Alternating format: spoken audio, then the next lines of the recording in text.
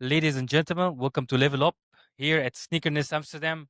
This is not just another episode, it's the first live ever at the show, and we are doing it with the two men who turned the passion to one of the most recognizable sneakers events on the globe. From a small gathering to a brand that spans 7 international cities, from an idea to a movement, from subculture to an industry force. Please welcome to the show Matthijs and Sergio. Thank you. Which is really nice to have you. I'm really excited to have you. I've been watching, of course, the event growing year over year, and I believe there's a really nice story behind it, and I want to bring it to the audience. So that's why you're here today. Thank you for your time and having me. Yeah, Thanks for the invite. absolutely. Let's really take it back, way back from the beginning. I want to go back before sneakers.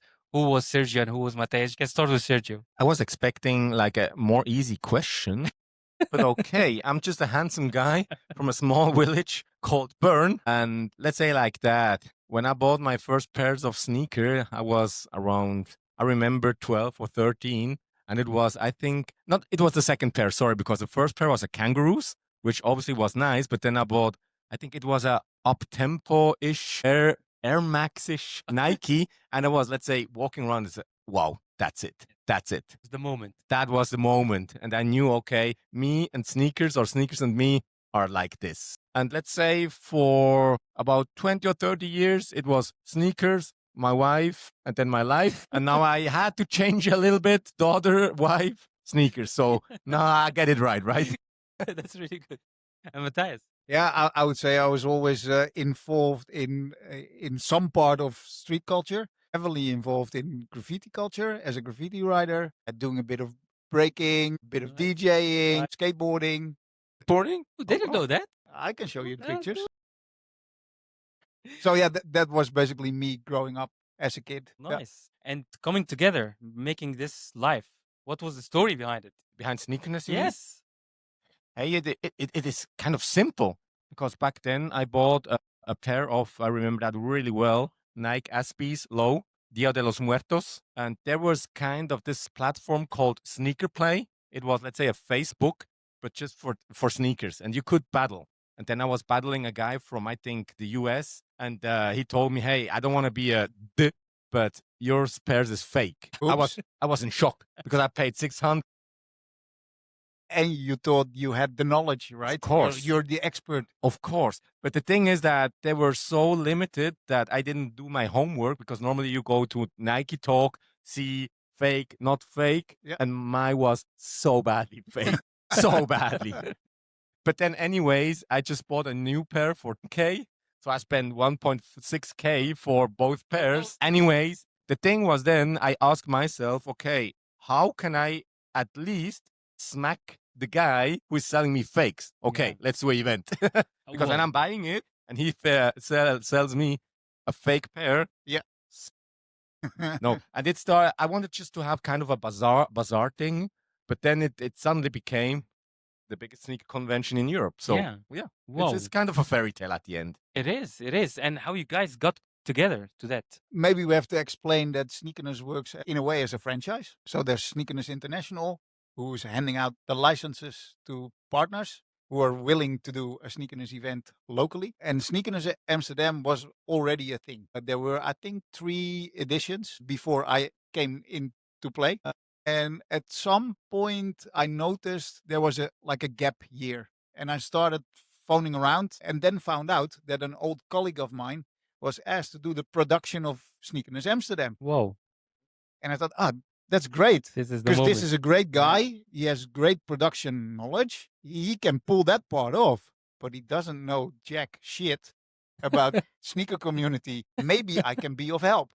So I picked up the phone and said, hey, dude, maybe my background is in marketing. I know a thing or two about sneakers, about Thing or two. subcultures. Yeah, I'm just offering my help. And he said, that's the greatest gift because we only have 6 weeks to Whoa. show. And at this point, we basically have a couple of sellers. That's about it. Really nice. And that's how I teamed up with the Sneakerness fam. And then Sergio was also there for the first one we did as a local team. And I guess they were happy with it. I can tell. It was okay. We sold more tickets than expected. And from beforehand, I was always a visitor. So I knew The experience, yeah. the experience. I knew what to expect. I was going to Sneakerness in Cologne, to Amsterdam, and I loved it as a sneaker freak. But it always got me the feeling like it could be more, right? I think it's missing some elements. And when I got the opportunity, Put it all in. then I thought, how about? I mean, that's where my graffiti background is coming in. I still have good relationships with a lot of those graffiti writers. They became illustrators, artists, etc. I thought, let's bring them along and Nice. do an art gallery and showcases of big collections. Do you remember the Agassi Expo Of course. in Amsterdam? Yeah. I guess the guy said liked what we were doing. Yeah, and that's how I got involved also into Sneakerness International. Really, really inspiring. And this is like I hear frustration and fixing a gap and really building brand from zero, which is absolutely interesting and not easy to do it. There's a lot behind, backstage, and that's why I want to bring it all in today. So you went from a local passion project to a global lifestyle brand, but really, as I mentioned, building a brand is really difficult, especially in events, especially in one of the most big cities globally with events. So my question to you, what were the first things you focused on to make people trust the brand? I think that's for you, Sergio, because you founded it. Especially, I think in the early years, what made people trust the brand Sneakerness? Another good question. No, I think at the end it's an easy one. It's because we started that as a problem, fake sneakers, and we wanted to solve it by doing an event, and not just, let's say, a online marketplace, etc. It was really an offline event. Real people, real emotions, real passion, and we grow naturally. So we had no money from investors, no nothing. It was just a struggle. This organic kind of growth was always then for us to see, okay, it makes sense. We're getting there. And obviously we had, or better said, we fall down, we get up, we met Matt, we met so much beautiful people over there. And also, what I never forget, it's also the help of the big brands. Because you can't imagine, for example, when you go here, there's no brands. It's okay. But at the beginning, there was Nike, Adidas, Puma, you name it. We have them all. And it was also a help from them, which, to be honest, I miss a little bit right now because we gave so much to them and they forgot about us a little bit. But I think that's normal. So it's normal evolution and they will come back at some point. I know that. Definitely. But also with that, and at the end, you call it influencer marketing. We call it friends and family. I love that. So maybe you're going to tell the story about Grams, for example. Yeah. And that's just one story about how we grow, and it was all naturally. I'm definitely will say something about the Grams, but I also want to give some credits to Lucas, one of the other founders who's not here with us. I think what also really helped in growing as a brand is that Lucas is one of the founders. He's also one of the best graphic designers in Switzerland. Whoa. And even before there was something, he created the brand Sneakerness. Not the name, but the whole visual identity and everything. And that really helped in, as you can imagine, if you put it out there and it looks amazing, everything you do looks amazing. Yeah. In print, in digital, everything looks spot on. People will trust you. But we sort of skip the whole phase where most startup brands or startup events are sort of struggling to find their tone of voice and how they look. And that's true. From the very first event, it looked spot on. Absolutely. I feel lucky because I've been part of the growth. I think I got introduced to sneakers maybe 6 years ago when we first met. Wow. Forget about even the sneakers itself and the collection and the great, kicks that you find here, but the experience in the event, like it's really nice to see it, how it's growing. And it's kind of accommodating everyone. I have my family and kids, and they love the event. They wait for the event every year. They know the sneakerness, so it's really nice. And this is exactly what I feel the trust part, in the brand, that the experience that the people get at the event is becoming not only a Sneakerness sort of event, but more than that. It's a culture. It's a movement. It's a community, which is absolutely I love. You didn't just grow, you scaled. You expanded from one event into 7 cities. And that's something, as I mentioned, only a handful of really small events can really grow like that. What was the moment you realized this thing can go global? That's all also for you, I guess. Was that straight from the start?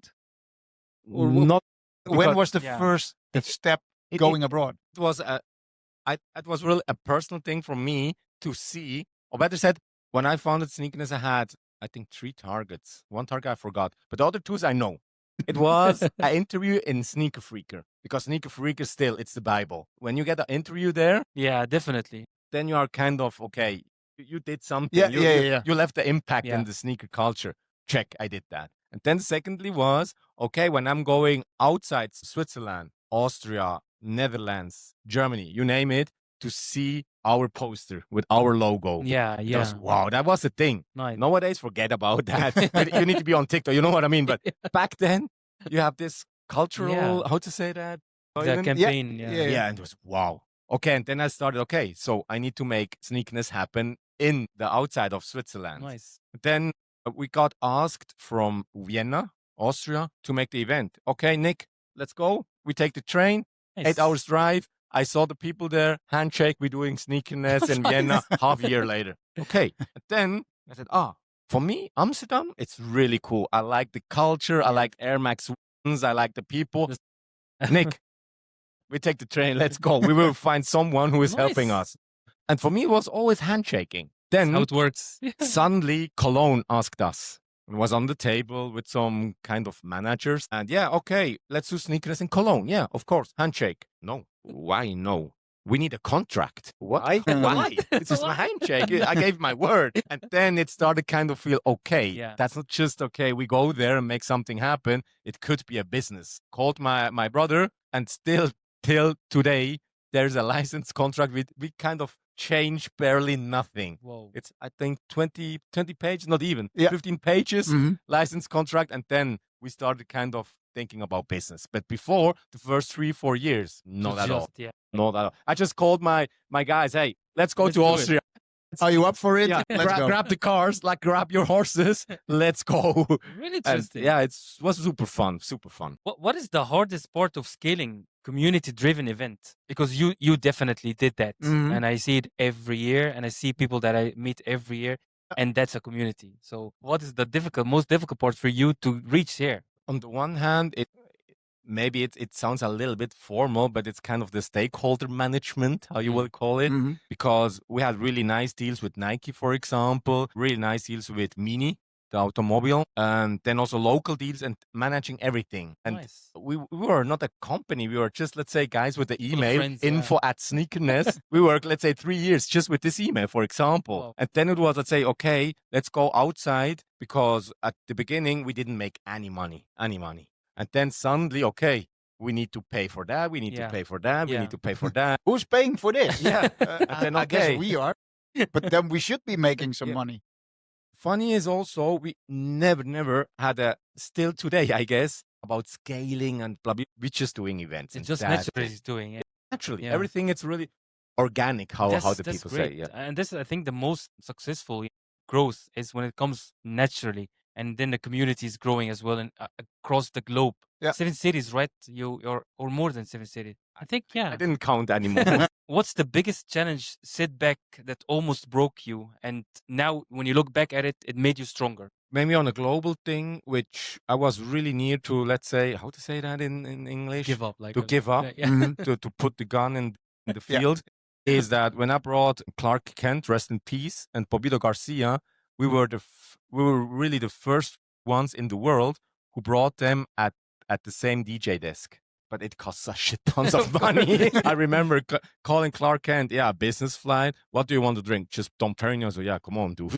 We are not a big corporate. But then I was my brother was driving home from Zurich to Bern. And let's say like that, I had really this sneaker box Mhm. with money in. So the exchange money, how to say Yeah, that? yeah, yeah. and it was less when I came. So What that's happened? kind of, when you do the math, I was there to speak with Ricardo, also Richie, my brother. I think I did up, but hey, we stood up, and Yeah. also with help Nice. of Amsterdam, for example, with Mhm. the guys around town, around Matt, around Volkmar, everybody just helped. That's amazing. That's exactly what I mean with it was all natural. Naturally. It had to be done, and it was super nice. Yeah. Do you have anything to add? Uh, I feel it is coming. yeah. I mean, obviously, COVID hit us Oh yeah, we're in the event business. definitely. You're not allowed to I was any yeah, events. I remember. That was tough, very, very tough. And at some point, it was also the uncertainty, like when The can coming we back, do yeah. something again? And we work with license holders. We had a very nice partner in Milan, biggest event agency in Italy. I think 140, 150 people working there within 6 months, bankrupt. Whoa. And then left and right, you see partners like flipping over and people leaving the event industry. 'Cause Absolutely. As an event, you were There was no event. there were no events. And as an event, also like today, we're relying on mostly freelancers. And the freelancers in the event industry, yeah, they went into another Of direction, course. Yeah. different absolutely. directions. And most of them never came back because it's in the weekends, it's long hours, it's hard work. Yeah, absolutely. And most of them realized, like, hey, this is the easy life. I'm not going back to the event industry. So that was rough on all of us. And we had to build not from scratch because we were still, already- still- some of the license partners went bankrupt. It was just, yeah, we didn't know what to expect. And then luckily people really jumped on during COVID on sneaker collecting and getting all the hype pairs. So the minute we were allowed to do events, we went. Yo, nice. And yeah. this is the community that Yeah. was built as Yeah. come back, and Yeah. directly start the event.